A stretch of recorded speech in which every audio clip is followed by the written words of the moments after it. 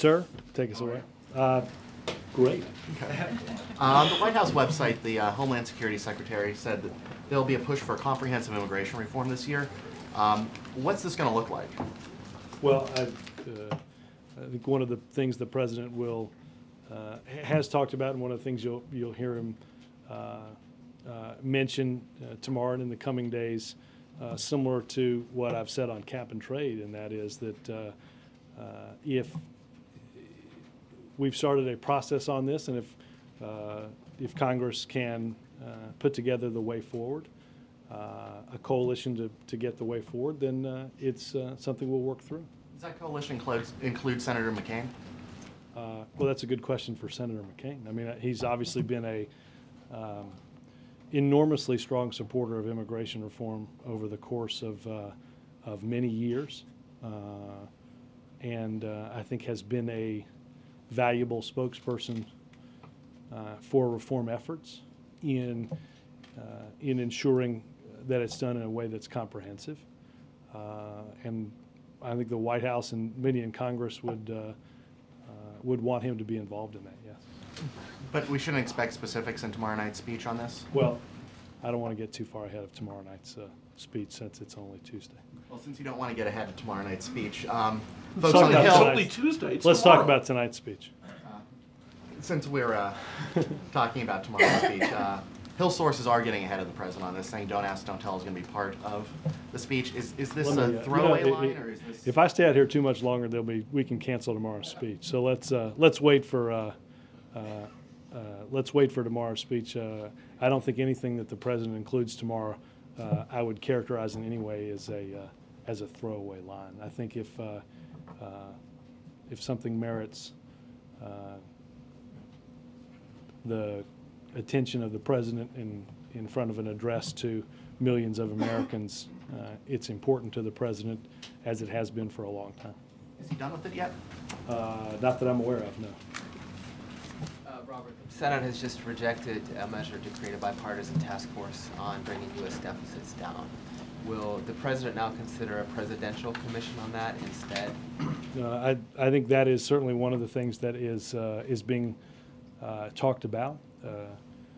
I would say, first and foremost, Jeff, that we talked last night and you all reported today what the president hopes is a continuing bipartisan effort to get our fiscal house in order and make progress on the deficit by freezing non-security discretionary spending over the next 3 years.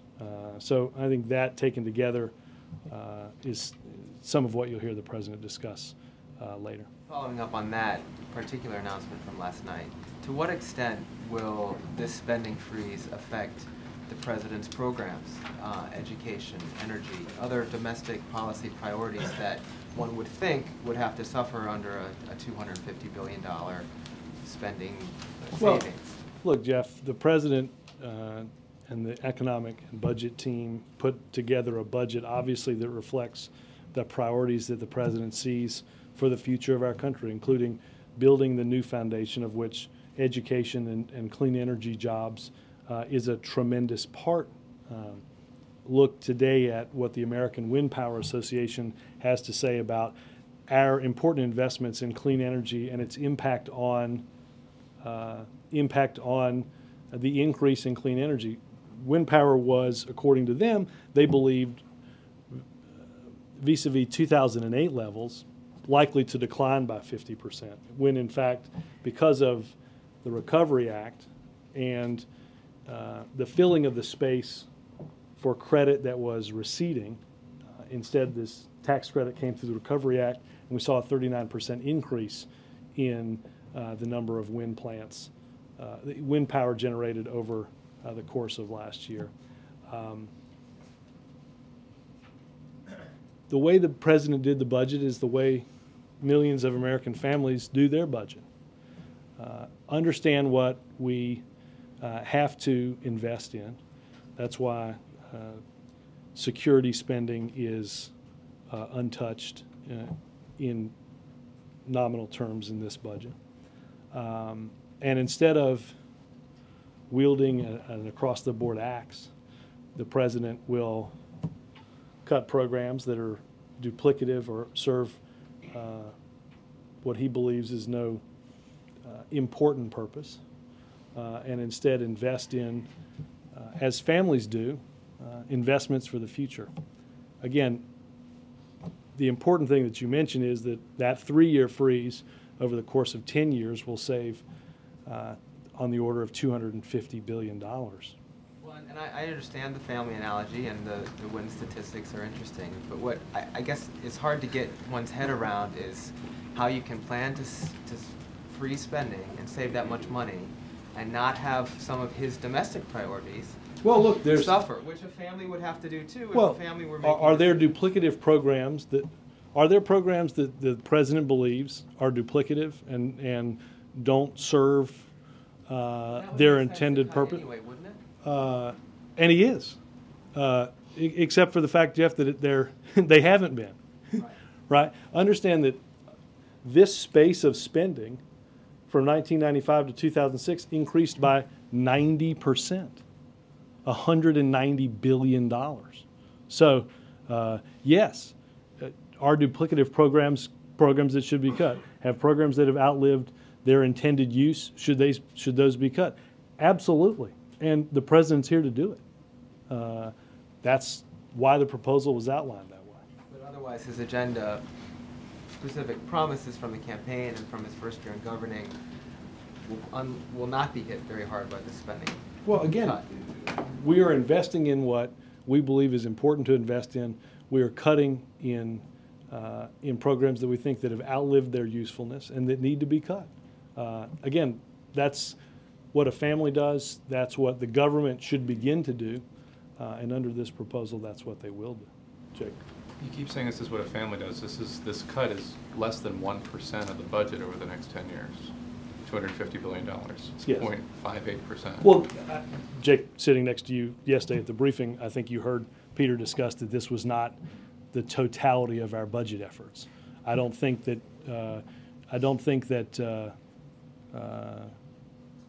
as we said yesterday, I don't think that this is intended to solve all of our problems. But unless we continue to take those steps, again, this is a portion of our budget, $447 billion portion of our budget, that's increased 90%, nearly doubled since 1995.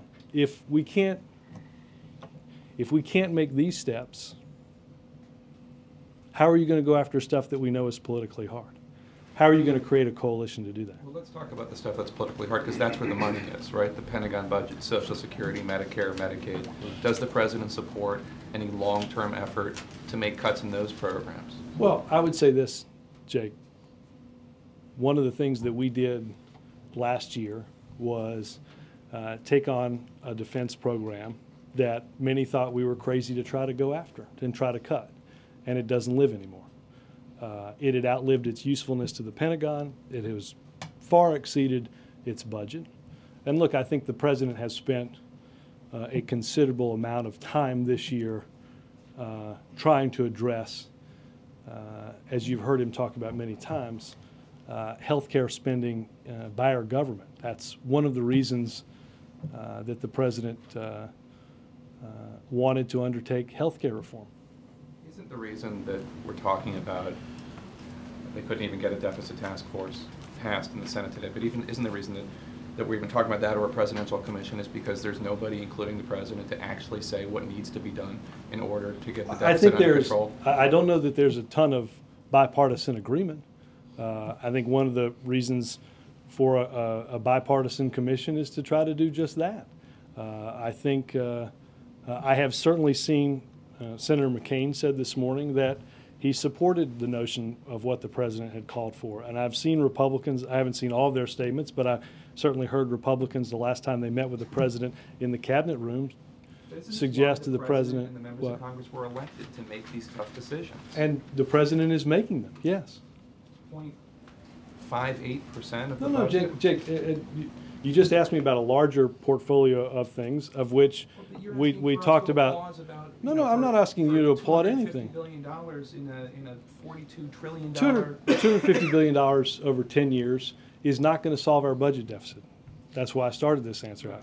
But Jake, if we can't cut that, how do you suggest we get at the other money? I'm not saying, that's not even remotely what I'm asking. I mean, I'm saying why do we need a bipartisan commission? Why doesn't the president actually say, this is what we actually need to do in order to get Jake, this deficit I under would point control? that the president has spent a lot of time doing that this year.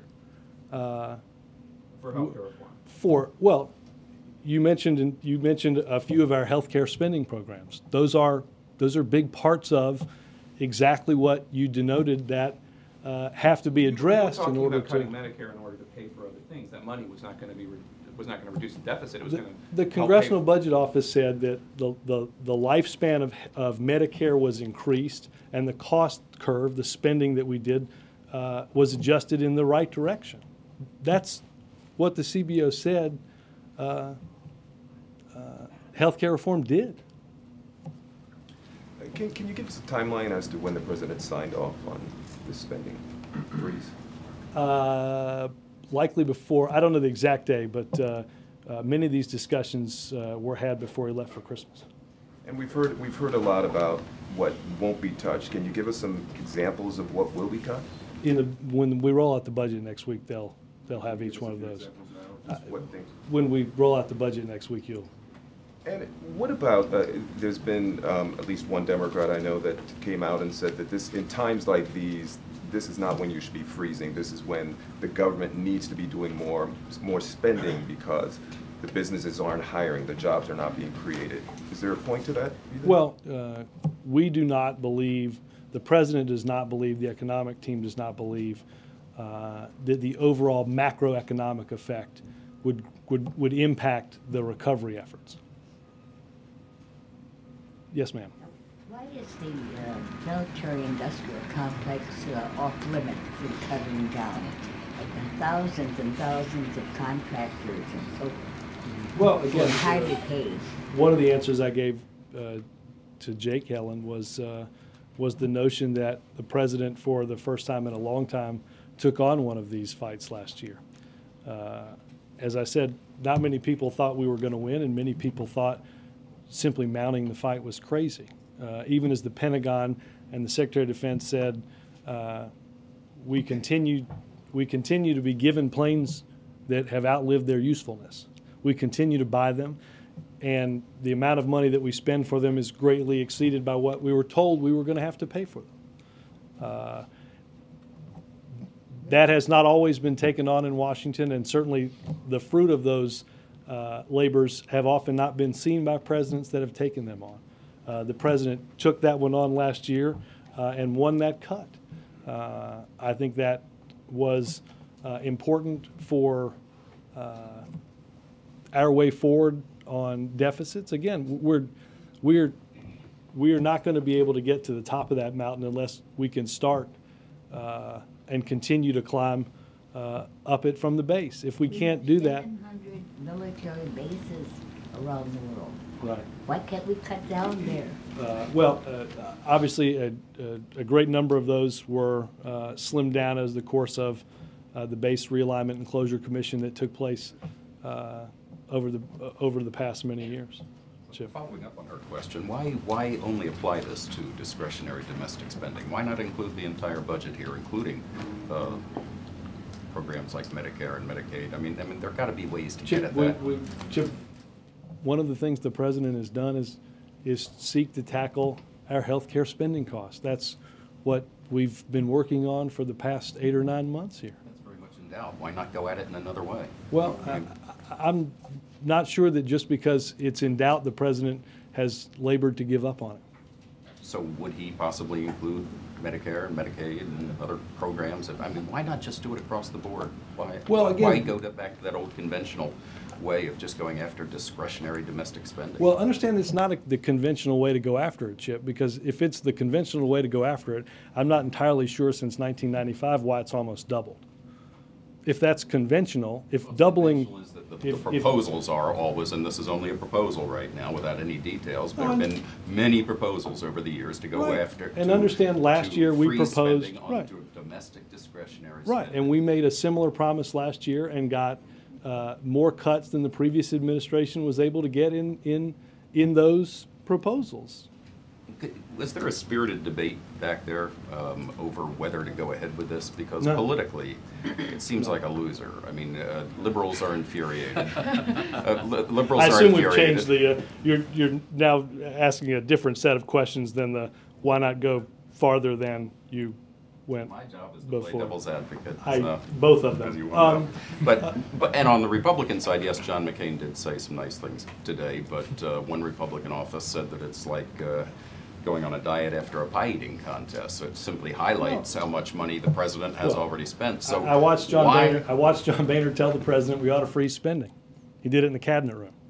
Do you think he was talking about just discretionary domestic spending? If Don't you think can't he was get him to talking about agree, something bigger than this? if you can't get him to agree on that, how can you get him to agree on something bigger? Well, why start small? Why not start big? Well, we want him to get to agree on something to start with, right? I mean, again, from 1995 to 2006. If you get people to agree on something small, they'll probably say, "Oh, wow, that was hard. We're not going to try that again." Well, I mean, we're why not, go big?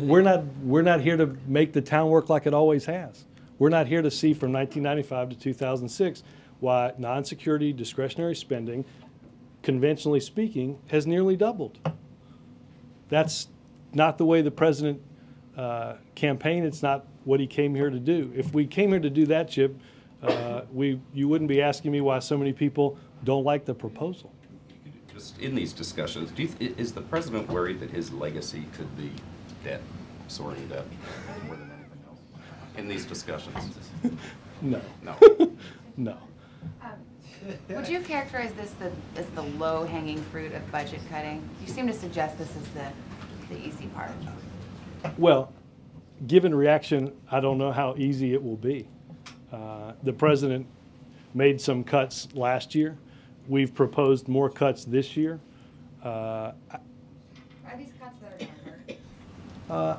I think if you look at some of the reaction, there are certainly people that believe that are advocates for not doing it. But again, Savannah, we find ourselves in a situation where we have to get our fiscal house in order. We have to take and continue to take the steps necessary to do that. What programs or initiatives is the president sacrificing and putting on the table by offering these Again, budget we cuts? will get into, there's a separate volume next week on program eliminations and cuts, just as there was last year when we roll out the entire budget. On State of the Union, are we going to hear, you don't have to give it away because I know you don't want to get ahead. I'll simply allude to the possibility that. But here's this, I think you can answer this as formulated. Are we going to hear job creation ideas tomorrow night in specifics that we have not heard before? I don't know the answer to that except to say, Savannah, that the president outlined a series of proposals that he thought were important to add jobs to our economy. Some of them have not been acted on. And simply because having had them in a speech in December that they haven't been acted on in January doesn't mean that the president has decided that we need a whole new set of proposals. You just wondered if there were any new ideas or anything over and above as a product of the jobs. I don't want to get ahead of where he'll be. Okay, and this is yesterday's question. Do you think it says anything about the political climate the Democrats face that Beau Biden, the vice president's son, declines to run for U.S. Senate in Delaware? Look, I think that having worked with candidates that have to make decisions about running and not running, obviously a whole series of decisions go into making that ultimate decision, personal decisions, extenuating circumstances. So I don't think it's reflective of anything other than it's not the decision that he decided to make at this time. Seems like if Biden can't win in Delaware. I don't think that's what he said, and I don't think that's the case. Again, I think you make a series of decisions, personal, private. There may be extenuating circumstances in retirements on this side or that side that go into that decision making. John. Would you tell us a little bit about the lunch that the president is having with business leaders today? How these particular leaders were chosen, what the topics are, and whether the president is talking to the State of the Union about to them?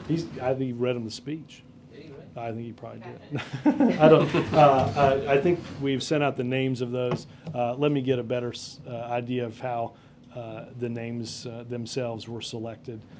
This is a part of the continuing effort. The president has done this on a number of occasions to be able to discuss a wide range of topics, primarily on the economy, with leaders of business and industry throughout the country. And another subject, the Congressional Budget Office today, in their report, projected that unemployment rates would be hovering just below 10% at the end of 2011. Do you, under those circumstances, can the president go ahead with the tax increases and now the spending cuts that he's planning? Well, I think the president discussed tax increases yesterday in his interview with ABC, and said that obviously the time to do that, the pledge that he made and the time to do that is certainly not now. We have to. We believe that we have to address the medium and long-term fiscal health of our country. I don't believe that, as I said earlier, that this has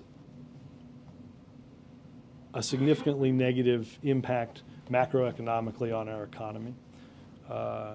As you point out statistics, Jonathan, the story today of 50 economists surveyed that said, were it not for the Recovery Act, employment would be far worse, to the tune of 1.2 million jobs lost. The president has taken steps and will renew his call to take further steps in the State of the Union to continue to create an environment where the private sector is hiring again. Robert, if the president wants to be seen reducing spending, why would he go along with increasing the debt limit by $1.9 trillion?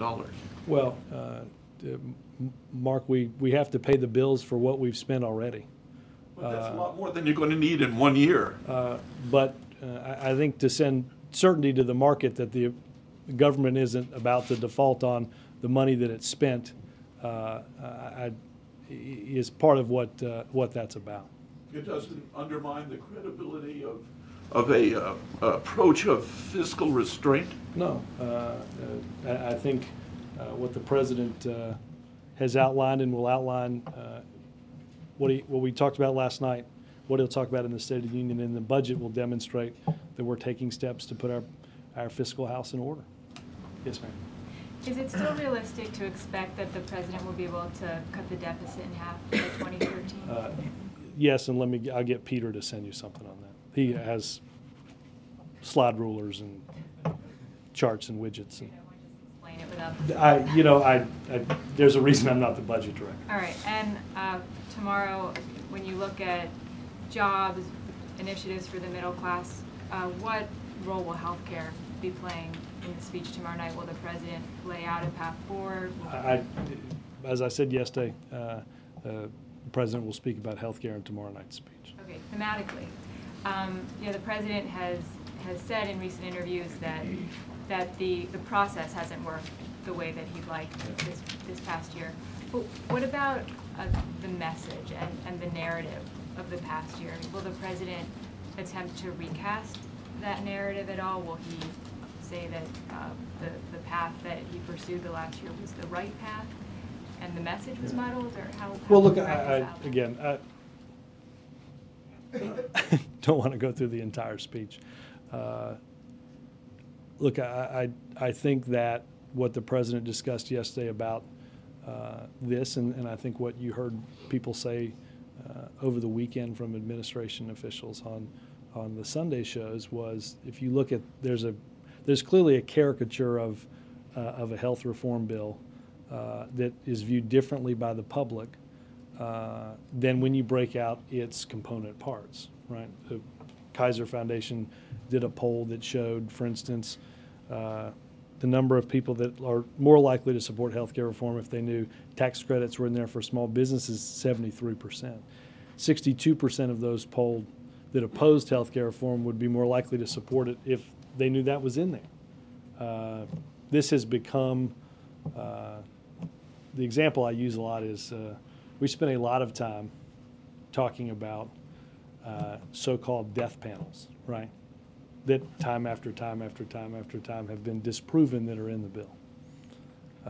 So obviously the legislation became a caricature of its component parts. The degree to that's of communications failing, I think people here at the White House and others would certainly take responsibility for that. Also, in terms of the assault on Wall Street and the banks, and we've seen sort of a more fighting tone from the president over the past week, but what sort of message does it send that on Friday last week the president says, you know, he's fighting against Wall Street, but then today he has Jamie Dimon here for lunch as part of the group of 6 CEOs? Well, again, the president laid out last week and the week before that 2 common sense proposals, right? One that united in ensuring that the role that banks can play, that have united the editorial boards of the New York Times and the Wall Street Journal, something that hasn't happened a lot over the course of the past year. It's supported by Democrats and Republicans as a common sense proposal. The fee levied on big banks to pay back in whole what was lent to stabilize the financial system is another common sense proposal that is made on behalf of the taxpayers. That having been said, there are a lot of people in that lunch that have said things that are in disagreement with what the president has talked about, but that doesn't, simply because they may disagree on some issues doesn't mean they're not going to talk on a whole range of issues relating to the soundness of our economy. Major? A couple on the freeze and then a couple on security questions. During the campaign, specifically on October 7th, when John McCain during one of the debates suggested to then candidate Obama, why don't we hold harmless non-security spending and entitlements and have a domestic discretionary freeze, the candidate Obama said that would be punting responsibility, would be using a hatchet instead of a scalpel. Is he changed his position on that? And no, what is it about? I know, but I'd like to sign. I know, but just can I report to you what I emailed you when you asked me this question about an hour ago? I do work in a region that has, I understand. I'm trying in a desperate attempt to corrupt all attempts to use the video of a question that you and I emailed about not long before I made my on-camera appearance. I will. Why don't I do this while I say it? Again, this is. But for those who may remember that one. Right, exactly. How long is the block? How long is the block do you have for the statement? Approximately how long is the bite between the think tank on this side and the person on this side? I don't. 12 to 15, right? Is that cool? All right. Who's got a stopwatch? Anybody? Who's got the watch? Does the? Will you time this for me, please? Okay, great. What the president has proposed, as I said to others, is a process by which every family in America has to make budgetary decisions. What they have to spend money on versus what they'd like to spend money on but they can't afford in tough times. How did I do? 12? Perfect.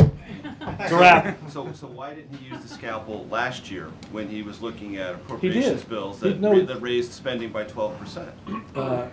Well, obviously the Recovery Act put money into the economy in order to get.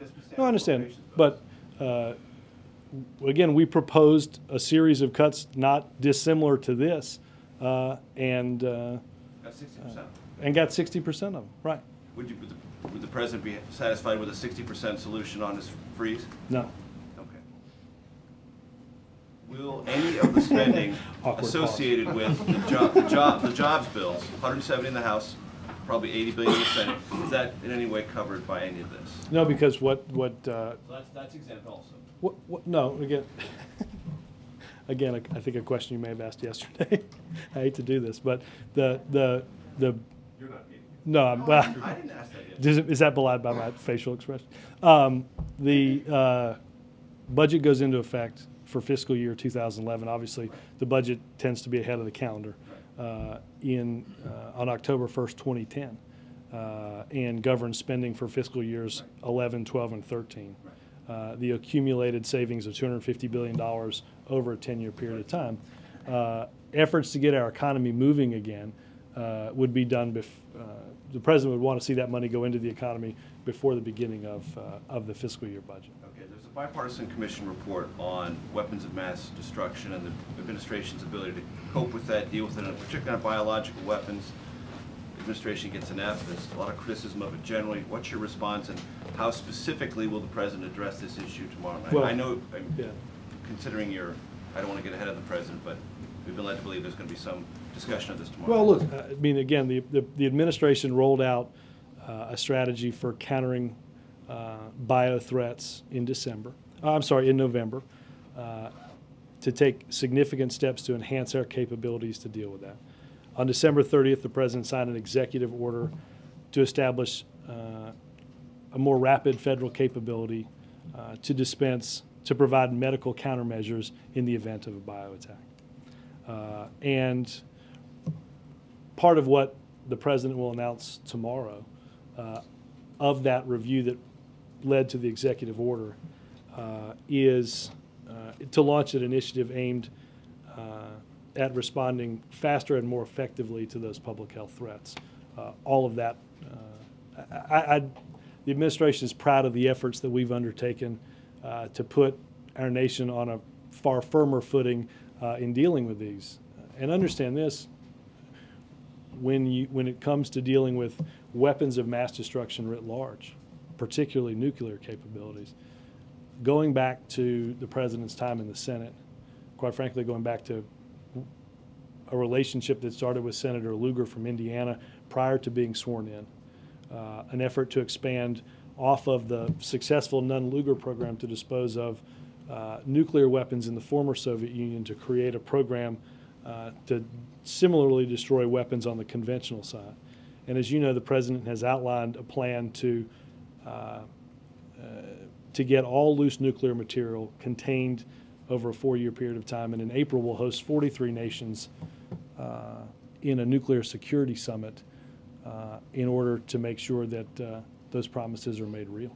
Second security question. Senators Lieberman, Collins, Webb, Lincoln, and McCain, Graham, all 6 of them have asked the AG, Eric Holder, to reverse, not reconsider, reverse the decision to have the 9/11 suspects tried in New York. Is there any thought being given to revisiting that decision? You know, I have not seen the letter, and I'd point you over to Matt at Justice. Yes, ma'am. What, politically speaking, does he hope to achieve from the State of the Union? Well, look, I think what the president talked about yesterday is, I think he looks at the State of the Union as a time in which to update the American people on what's been done and where we go from here going forward. This is not about, as he said in Ohio, this is not about him. This is about what we have to do going forward for the American people. What do you make of the idea this is a chance to hit the reset button? I addressed that yesterday, and I reset that question. Yes, sir.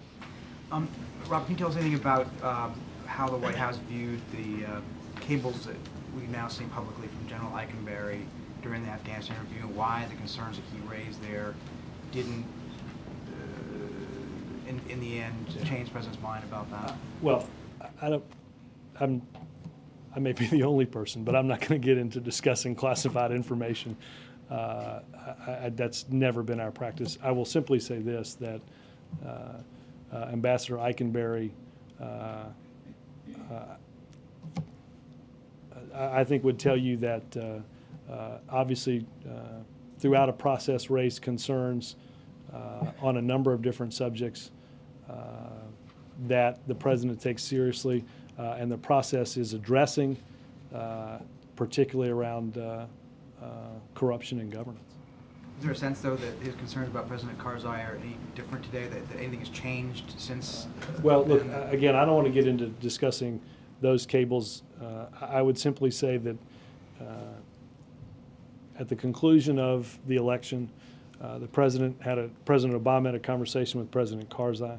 I think you heard the president speak clearly at West Point, and since then about the need to take governance seriously, that there was not an open-ended blank check for waste and abuse going forward in Afghanistan, and the president and his team, and particularly Ambassador Eikenberry, would be paying close attention to that. Pakistan's refusal to increase operations or to move to North Waziristan for another 6 months to a year, I mean, that was pretty key to this strategy, that there be something on that side of the border going on. Right. Let me see what I can get from DOD for you on that. Yes, sir. All right, back to State of the Union. Ask about the tone. Are we going to see a president chastened by Massachusetts or any of the other developments this past year? Are we seeing a feisty, defiant president, sort of like we saw last Friday in Ohio? Well, look, I don't. I think there are a series of common concerns that the president will outline and discuss. I don't doubt that at times he'll be feisty. I don't doubt that at times he's going to believe that while Washington may not want to make progress in certain ways, that Washington has to be pushed to make that progress, whether that's healthcare reform or cutting our budget. But I think the key in this speech, what he'll discuss more than anything is getting our economy moving again. Again, there were tough decisions that the president made in the first year with, based on the economic situation that he faced. And he'll again talk about why those decisions were made, despite the fact that they may or may not have been popular at the time, understanding that, again, like I said, if you look at the impact that the recovery plan has had on economic growth, again, we'll get updated numbers on Friday, but economists discussing how without it, the pain would have been greater, the job loss more significant. It would have threatened the ability to build a new foundation for jobs and progress in the future. All of those things I think the president will discuss. Again, I'm specifically thinking about the tone, though. Pardon me. And you mentioned that he was going to talk specifically about the Massachusetts race. Is he going to say, "Here's what I've learned"? Well, let me let him break some news tomorrow. Yes. What will Osama bin Laden and the supporters of Al Qaeda hear in the State of the Union about how the president is moving forward against them? Well, obviously he'll take some time to discuss the important efforts that we've made in counterterrorism, continue to discuss what we've done in our efforts, not simply to confront in Southeast Asia the threats of terrorism, but in Africa, in the Middle East, the continued steps that we have to take in order to see those through. And to continue to keep our country safe, which is his primary job. Stay the course. I'm sorry? Stay the course. Well, I think what the president, I think the president believes, and the national security team believe, that we have made progress on dealing with renewed threats and dealing with new threats. Again, John Brennan and others visited with the Yemeni government to discuss our efforts in Yemen, to discuss our efforts in Somalia, to discuss our efforts throughout that region of the country, long before they burst out into the newspapers. Yeah. British and Indian governments both have elevated or upgraded their terrorism threat level. If President is thinking of in the U.S. or in lieu of the new tape from Osama bin Laden, now no more videotape, but he's issuing now only the video, audio tapes. Well, Gwil. And also, I'm sorry. Go ahead. No, go ahead. There was at the Carnegie a special event as far as 1 year of President Obama and terrorism around the globe, including in the U.S.